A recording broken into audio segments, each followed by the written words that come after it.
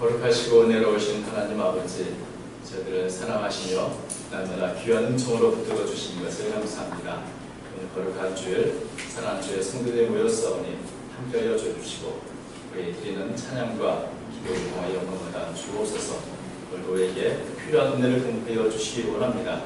주님, 날마다 놀라운 일을 행하시는 주님을 바라볼 수 있도록 인도해 주시고 그 믿음으로 모든 일을 잘 감당하도록 도와주옵소서. 귀한 찬양을 통해 영광을 돌리는 새로운 찬양대원들을 기억하여 주시고 필요한 은혜를 때를 따라 풍성하게 채워 주옵소서. 오늘도 주의 말씀을 기다립니다. 주께서 친히 부족한 종을 통하여 말씀해 주옵소서. 예수님의 이름으로 기도하옵나이다. 아멘. 성경에 보면 다윗은 참 화려한 삶을 산 것처럼 보이지만 사실 다윗처럼 많은 고난을 겪으며 사는 사람도 없습니다. 다윗의 그 생애를 보면 사람이 겪을 수 있는 모든 고난, 모든 경험을 다 겪은 것처럼 그렇게 느꼈습니다.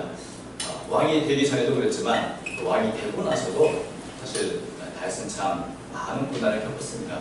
어린 시절에 다윗은 사무엘을 통해서 이제 앞으로 왕이 될 것이다. 그래서 이제 기름 부음을 받았는데 그리고 나서 블레셋의 거인 골리앗을 죽임으로 해서 민족의 영웅까지 됩니다. 또 다윗은 사울이 시키느라 너무 참 지혜롭게 잘 함으로 해서 어린 나이에 군대의 장관이 되기도 합니다. 그래서 사무엘상 18장 5절에 이렇게 기록되어 있습니다. 다윗은 사울이 보내는 곳마다 가서 지혜롭게 행하며 사울이 그를 군대장으로 삼았더니 온 백성이 합당히 여기고 사울의 신하들도 합당히 여겼다. 나이가 적고 경험이 그렇게 많지 않지만 모든 일을 참 지혜롭게 하는 것을 보면서 이 어린 다윗이 군대의 장관이 되는 것에 대해서 모든 백성이나 모든 높은 신하들도 다 합당하게 여겼다. 야, 참 다윗은 그럴만하다 인정하며 삶을 살다 것입니다. 모든 사람에게 인정을 받고 살았던 이 다윗, 그리고 더구나 다윗은 이제 사울의 둘째 딸과 결혼해서 왕의 사위가 되기도 합니다. 여기까지 보면 다윗은 정말 승승장구를 하는 거죠. 명성도 그렇고 권력도 그렇고 가정적으로도 그렇고 모든 면에서 더할 수 없을 만큼 정말 가장 잘 나가는 가장 형통한 그런 인생을 사는 것을 보입니다. 그런데 바로 이때부터 이제 다윗의 인생이 빛이 보이기 시작하게 됩니다. 지금까지 참 잘 나가고 형통했던 이 다윗이 모든 사람이 인정하는 이 다윗을 인정하지 못하는 한 사람이었습니다. 바로 사울이죠. 사울은 자신의 일을 이렇게 지혜롭게 잘 하는 것을 보고 인정하기는커녕 오히려 질투를 했습니다. 그리고 불안해했고 다윗에 대해 두려움을 느꼈습니다. 그래서 사울은 기회만 있으면 이 다윗을 죽이려고 때때로 직접 창을 던져가지고 다윗을 죽이려고 한 적도 있고 또 다윗의 집에 사람을 보내서 가만히 지켜보다가 잘 믿으면 죽여라 이런 또 명령을 내기도 합니다. 그래서 19장 19절에 계속 이런 말씀이 있죠. 사울이 전령들을 다윗의 집에 보내어 그를 지키다가 아침에 그를 죽이게 하려는지라. 다윗의 아내 미갈이 다윗에게 말하기를 당신 이 밤에 당신의 생명을 구하지 않으면 내일에는 죽임을 당하리라 하고 미갈이 다윗을 창에서 달아내림에 그가 깨어 도망하니라. 이 아내의 도움으로 겨우 창문으로 도망가서 목숨을 건지긴 했는데 그 후에도 다윗이 어디 가든지 사울은 사람을 보내서 감시하게 하고 기회가 되는 대로 죽이려 합니다. 집요하게 다윗을 죽이려 하는데 다윗이 뭔가 잘못을 해서 그런 것이 아닙니다. 다윗이 사울에게 뭔가 반항하거나 잘못을 행해서 그런 것이 아니고 오히려 다윗은 사울이 시키는 일을 잘 지혜롭게 행한 죄밖에 없는 것입니다. 그런데도 사울은 다윗을 두려워하고 질투하고 그래서 이렇게 죽이려 하는데 그것은 다윗의 문제가 아니고 순전히 사울의 문제인 것입니다. 근데 여러분 당대 최고의 권력자가 어떤 이유로든 이게 집요하게 죽이려고 하는데 여러분 그 가운데서 살아가야 하는 다윗을 생각해 보십시오. 얼마나 불안하겠습니까? 물을 마시든지 또 길을 가든지 언제 사울의 자격이 나타날지 두려워할 수밖에 없는 그런 삶을 사는 것입니다. 하루하루가 마음 편히 살지 못하는 것이죠. 또 사울 때문에 정말 억울한 마음도 들 것이고 배신감도 들 것이고 정말 사위와 장인 사이가 얼마나 가까운 사이인데 이렇게 사람도 믿지 못하고 불안하고 두려운 하루하루의 삶을 살 수밖에 없는 것입니다. 그런데 당대 최고 권력자가 이러니 누구도 도와줄 사람도 없습니다. 선지자 사무엘도 도와줄 수 없고 심지어 가장 친한 친구인 사울의 아들인 요나단도 도울 수 없습니다. 더 이상 도울 수 없는 이 모습을 보면서 다윗은 한 가지 결심합니다. 내가 도저히 사울이 통치하는 이스라엘을 더 이상 살 수 없다. 그래서 가장 안전한 곳으로 가야겠다. 결국 사울의 영향력이 미치지 않는 다른 나라로 가야 사는 것이 가장 안전한 방법이라는 이 결론을 내게 되는 것입니다. 여러분 어린 나이에 사무엘이 다윗에 기름을 부었을 때 그 기름 부음을 받으면서 야 나는 장차 앞으로 이스라엘의 왕이 될 것이다 이런 꿈을 가졌던 다윗 그때는 이렇게 자신의 미래가 이렇게 도망자가 될 것이라고는 꿈에도 정말 생각하지 못했을 것입니다. 우리는 다윗이 하나님의 특별한 사랑을 입어서 특별한 의로 기름 부음을 받았을 때는 이제 금세 왕이 되겠구나 뭐 괜찮아 라고 생각할지 모르지만 하나님의 생각과 하나님의 일이 우리 생각과는 너무나 다른 것이죠. 오히려 하나님께서는 다윗을 고난의 가시밭길을 걸어가게 하십니다. 그렇게 쉽게 왕이 되지 않게 왕이 되도록 하신 것이 아니라 왕이 되기 전에 아주 철저하게 고난을 통해서 훈련을 시키는 겁니다. 여러분 근데 훈련을 받은 것만큼 군인도 아주 훌륭한 군인이 될 수 있고 왕도 훌륭한 왕이 될 수 있습니다. 만약에 그저 놀고 있다가 아무런 준비가 없이 왕이 됐다. 그렇게 된 왕과 철저하게 준비와 훈련을 거친 왕과는 차원이 다른 것입니다. 그런 면에서 하나님께서는 이 다윗에게 정말 아주 처절할 만큼 고된 고난의 훈련을 시키신 것을 보게 됩니다. 물론 이 과정을 나중에 겪고 나서 다윗은 내가 그때 겪었던 것이 다 하나님이 나를 위한 이스라엘 성분으로 만들려고 하는 이 과정이었구나 라고 고백할지 모르지만 지금 당장은 도대체 어떻게 하루를 살아야 될지 어디로 도망해야 할지도 모르는 그런 처지에 있는 것입니다. 다윗이 사울을 피해서 가장 먼저 도망간 곳은 성막이 있는 노비였습니다. 노비라는 곳에 가서 성막이 있는 곳에 제사장에게 먹을 것을 구하고 그리고 그 당시 제사장인 아비멜렉은 다윗을 위해서 하나님께 기도를 했습니다. 이 이야기는 20장 10절 보면 다른 사람이 이 제사장 아비멜렉과 다윗을 만나는 장면을 보면서 이렇게 고발하는 장면이 나오는데 그때 이렇게 말합니다. 20장 10절 아비멜렉이 그를 위하여 여호와께 묻고 그에게 음식도 주고 블레셋 사람 골리앗의 칼도 주더이다. 그러니까 옆에서 보던 사람이 사울에게 이렇게 고자질을 하는데 제사장이 다윗을 기도하는 걸 봤다. 그러니까 다시 말하면 다윗이 이거 성막에 간 이유가 사실은 이 제사장을 통해서 도대체 내가 어떻게 무엇을 하고 어디로 도망가야 될지 하나님께 기도해달라고 기도를 요청했던 것을 보여줍니다. 그리고 또 다윗이 이렇게 사울이 급하게 도망을 나오다 보니까 자기 무기도 제대로 챙기지 못하고 나왔습니다. 그래서 이 성막에 잘 보관하고 있던 골리앗의 칼을 이 아히멜렉이 다윗에게 주어서 이제 이 골리앗의 칼을 들고 이제 자신의 무기를 삼고 도망의 길을 떠나는 것입니다. 그래서 다윗이 어디로 갔을까요? 하나님께 기도하고 또 이제 무기도 무장하고 이제 어디로 도망가고 싶고요. 오늘 제 본문이 바로 여기서 시작됩니다. 10절에 그날에 다윗이 사울을 두려워하여 일어나 도망하여 가드왕 아기스에게로 갑니다. 다윗이 어디로 갔냐면 가드왕 아기스에게로 간다. 이 가드는 블레셋의 대표적인 이 도시국가 중에 하나입니다. 그런데 이 가드는 베들레헴, 다윗의 고향인 베들레헴과 가까운 곳이고 또 이스라엘과는 이 적대적인 관계에 있는 그런 나라이기 때문에 사울의 영향이 전혀 미치지 않는 그런 곳입니다.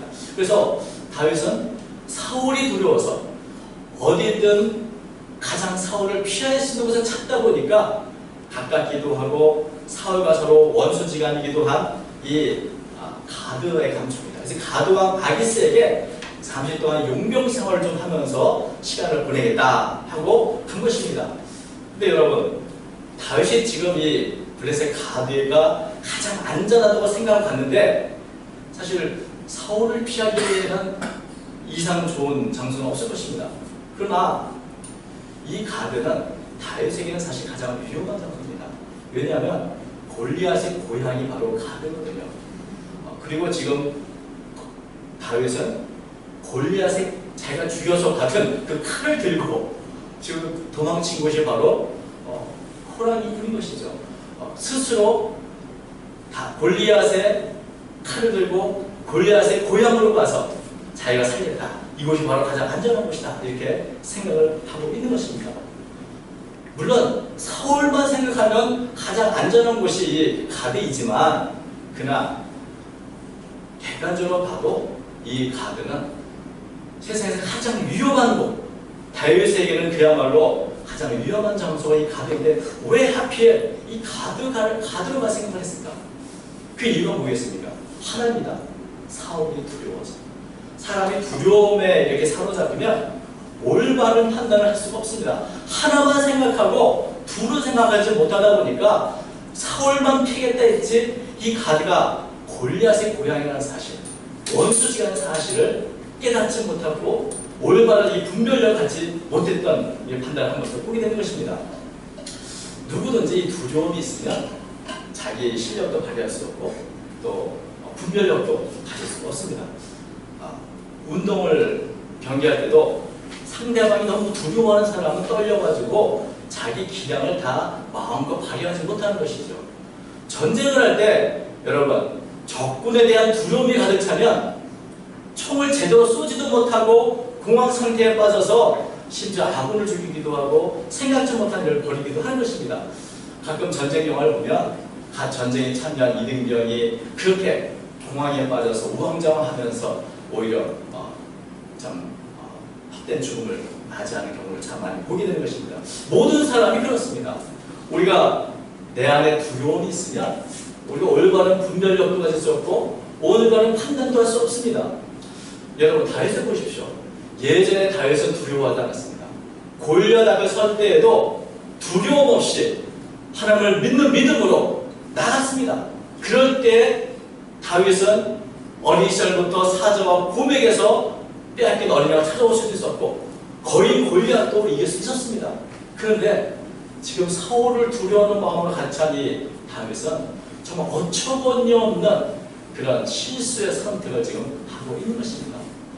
여러분, 이 두려워하는 마음은 결코 하나님이 주시는 마음이 아닙니다. 디모데후서 1장 7절 이렇게 말씀하고 있죠. 하나님이 우리에게 주시는 것은 두려워하는 마음이 아니요 오직 능력과 사랑과 절제하는 마음. 이 두려움의 근원에는 하나님에 대한 불신이 자리 잡고 있습니다. 믿음 없음, 그것이 바로 이 두려움의 근원인 것입니다. 그런 면에서 사탄은 이런 믿음 없음, 이 두려움을 가장 잘 활용해서 우리를 괴롭힙니다. 사탄은 우리가 갖고 있는 두려움을 또 과장하기도 하고 실제로 벌어지지 않는 일에 대한 과장된 생각을 함으로 해서 사람을 두려움에 얼거매게 하게 만드는 것입니다. 그래서 그 두려움 때문에 우리가 제대로 살지 못하고 두려움에 떨게 되도록 만드는 것입니다. 그래서 성경을 읽다 보면 하나님께서 믿음의 사람들에게 가장 누누이 가장 강조해서 많이 말씀하시는 말씀 중에 하나가 두려워하지 말라는 것입니다. 두려워하지 말라. 하나님을 믿으니 또 나를 믿으라. 또 이사야서 41장 보면 두려워 말라. 내가 너와 함께하니라. 놀라지 말라. 나는 네 하나님이 됨이라. 내가 너를 굳세게 하리라. 참으로 너를 도와주리라. 참으로 나의 의로운 오른손으로 너를 붙들리라. 하나님이 함께 하신다. 붙드신다. 그 하나님을 바라보면 우리가 두려움에서 벗어날 수 있는데 우리가 하나님이 아니라 사람을 바라보면 사울을 보고 환경을 보면 두려움에 사로잡히게 되어서 오히려 더 올바른 판단도 하지 못하고 더 큰 두려움 속으로 빠져들어가게 되는 것입니다. 그래서 우리 안에 만약 두려움이 있다면 이 문제부터 먼저 해결해야 합니다. 두려움의 문제를 해결하지 않으면 내가 올바른 판단하지 못하고 잘못되게 선택하고 잘못되게 판단할 수 있기 때문에 그렇습니다. 그래서 먼저 이 두려움을 멀리해야 되는데 어떻게 두려움을 이길 수 있습니까? 오직 하나, 하나님의 말씀을 의지합니다. 하나님의 약속을 믿고, 하나님을 믿고 나가는, 약속을 믿고 말씀을 믿고 그 말씀 안에서 모든 것들을 향해서 내가 하나님을 믿고 나가는 믿음으로 나가야 하는 것입니다. 우리가 하나님을 바라보고 말씀을 믿을 때 우리는 두려움에서 벗어날 수 있습니다. 그리고 그렇게 두려움 벗어나야 우리는 올바른 분별력과 바른 판단으로 모든 것을 제대로 선택할 수 있게 되는 것입니다.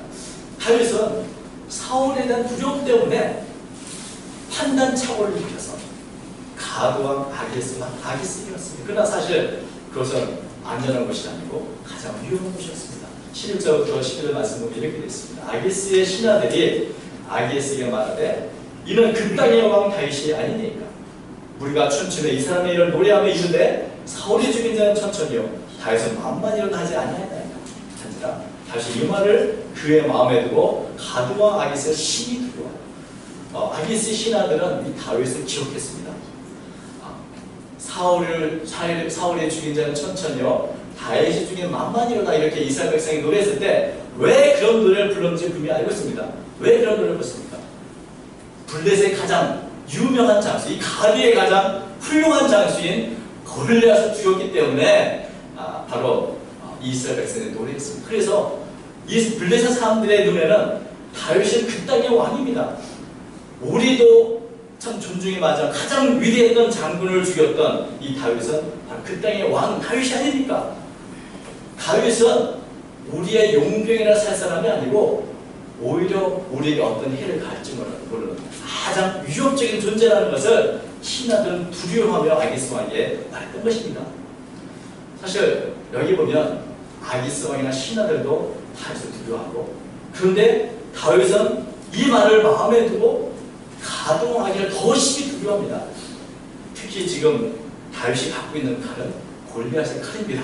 명백한 증거를 가지고 자신이 골리앗을 죽였다는 증거를 갖고 아기스 왕 앞에 섰는 이 다윗은 정말 심히 두려울 수밖에 없는 것이죠.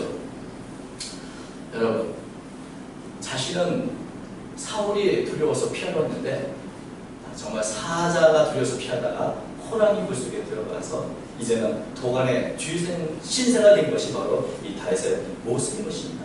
사울에 대한 두려움이 결국 다윗을 판단 착오를 위해서 더 큰 두려움 가운데로 인도하게 된 것입니다. 여러분, 두려움은 언제나 더 큰 두려움을 낳습니다.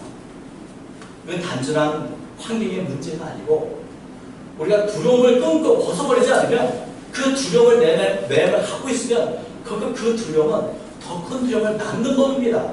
두려움은 더 큰 두려움을 낳고 더 큰 두려움은 더더 큰 두려움을 낳고 계속되는 두려움 속에서 사람은 결국 한없이 두려움 속에 빠져 들어가게 되는 것입니다. 그렇기 때문에 이 두려움을 끊는 것이 필요합니다.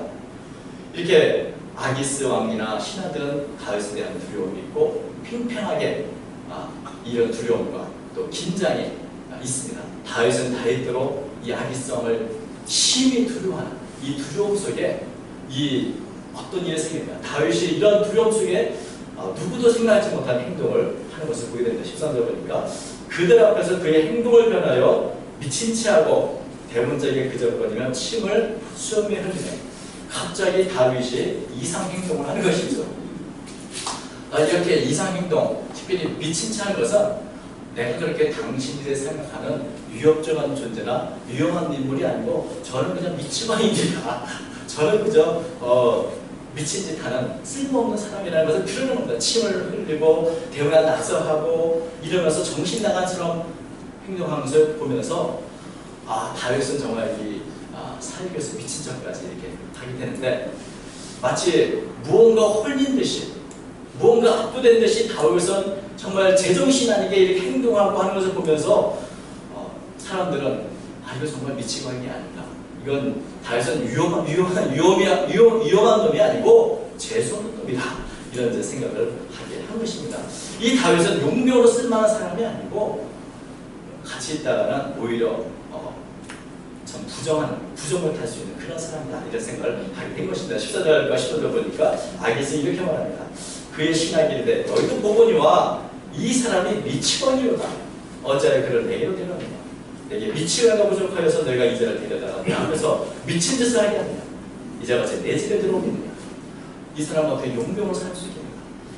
이 아기스는 다윗이 미친 치 한다고 생각하지 못하고 정말 미치광이라고 생각했던 것 같습니다. 근데 미친 사람은 그 당시에는 귀신 들려서 그렇다 이렇게 생각을 했던 시절이기 때문에 이 귀신 들린 미치광이가 이 궁정에서 온갖 성벽에 낙서하고 침 흘리는 모습을 보면서 이 미치광이를 이곳에 두는 것은 참 불결하고 또 부정한 일이다.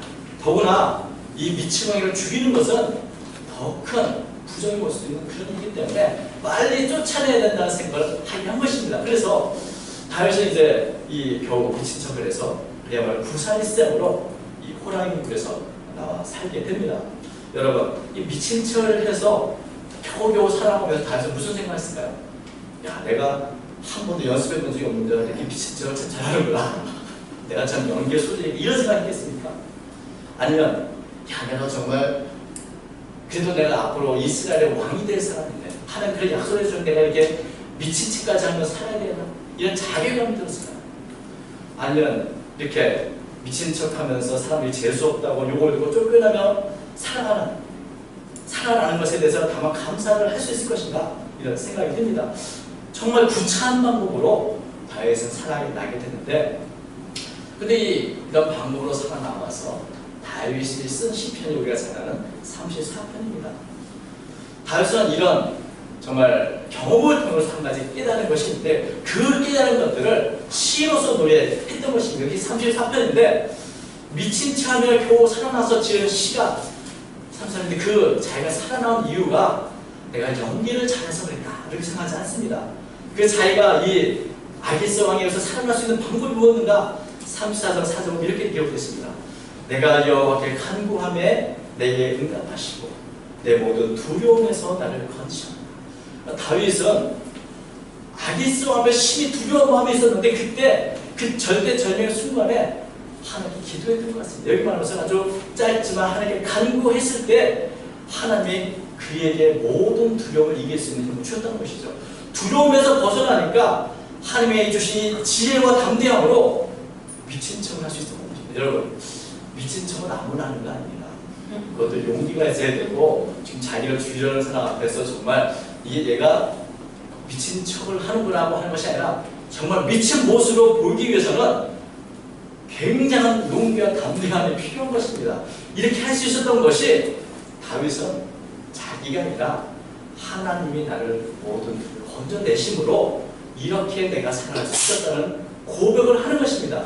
자신이 미친 척을 한 것도 내가 하는 자신이 안에 미친 척의 모든 세를 속아 넘어간 것도 결국 다 하나님의 은혜라는 사실을 깨닫게 된 것입니다. 그리고 또 하나 다윗은 시편 33편에서 한 가지 자신이 깨달은 것을 고백합니다. 34장 15절 보면 19절 보면 의인은 고난이 많아 여호와께서 그의 모든 평면에서 건지신다. 다윗은 고난을 많이 겪었습니다. 그것이 자신의 죄 때문이 아니고 의인은 고난이 많습니다. 의롭게 살려고 하는 사람들마다 고난을 겪게 되는 법입니다. 그러나 그 고난은 내가 피한다고 해서 피할 수 있는 것도 아닙니다. 오직 하나님의 건지셔야 되는 것이다. 내가 사울을 피한다고 해서 피해지는 것이 아니고 하나님이 나를 건지셔야 내가 생명을 이어갈 수도 있고 살아갈 수도 있는 것입니다.